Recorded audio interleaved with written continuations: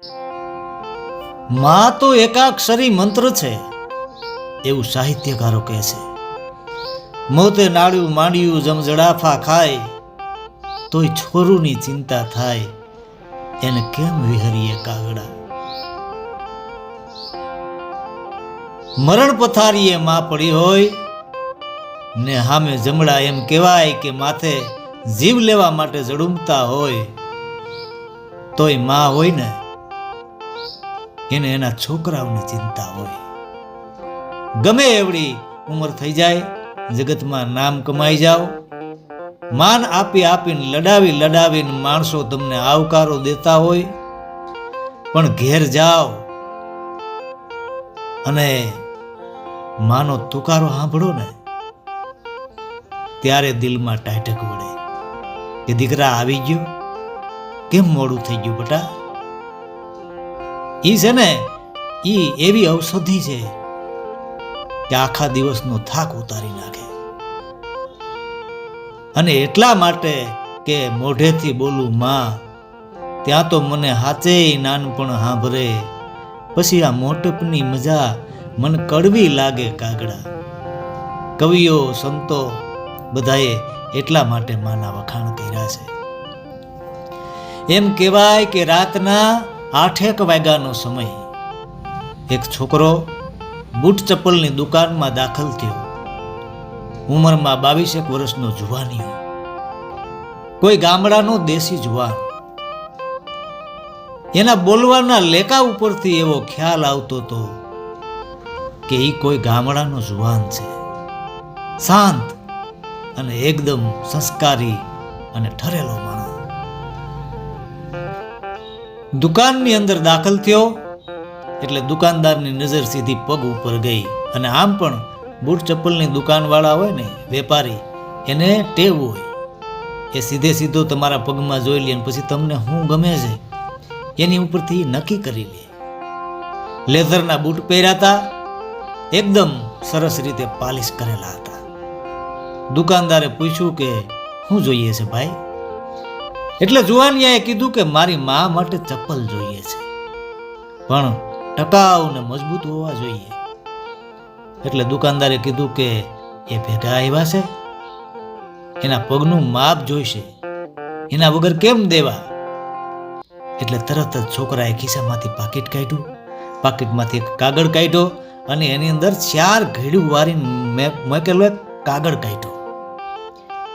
એ કાગળ ઉપર એની માના પગ મુકાવીને માપ દોર્યું હતું.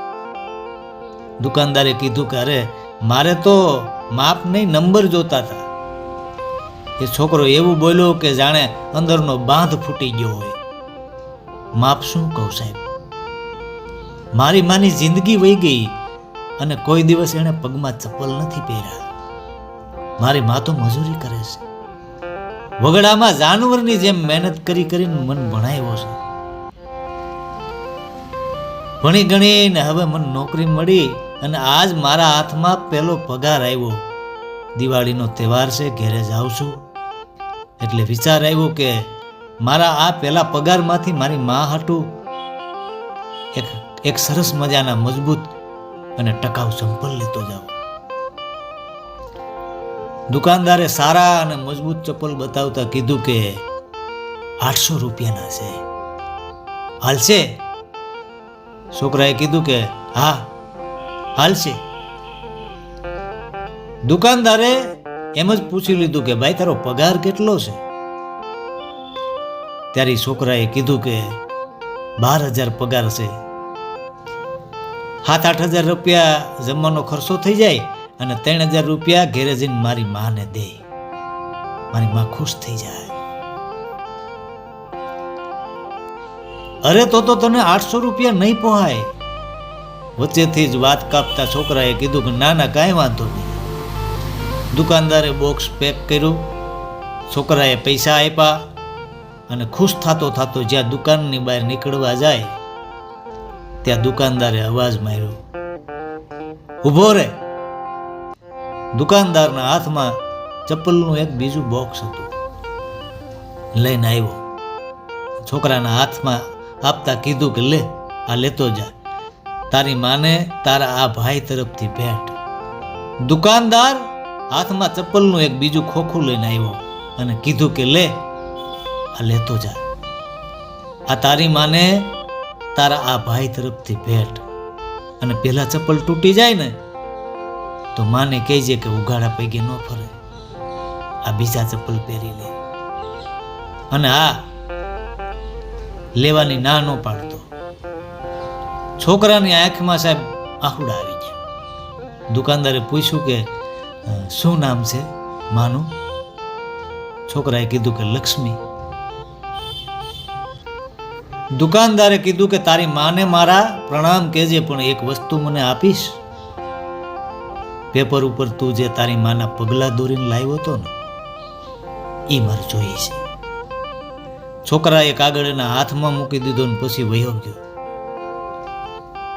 એ દુકાનદારે એ કાગળ લીધો અને પોતાની દુકાનની અંદર મંદિર હતું, એ મંદિરમાં એ પગલાને રાખ્યા. ત્યારે એના છોકરાએ પૂછ્યું કે બાપુજી આ શું છે?